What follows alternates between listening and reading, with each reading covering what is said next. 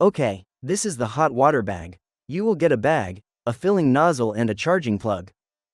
You'll need to manage a bottle with some water. After that, attach the nozzle with the bottle, removing the lid. You will find a plug on the bag, remove it. To make it easy, push it from the bottom with your other hand.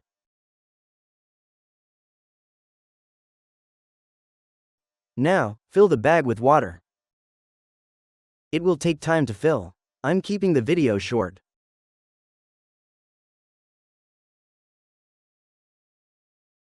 After filling, put the plug back.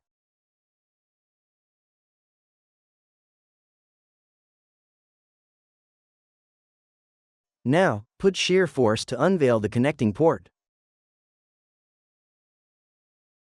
Connect it with the electric source to heat the water.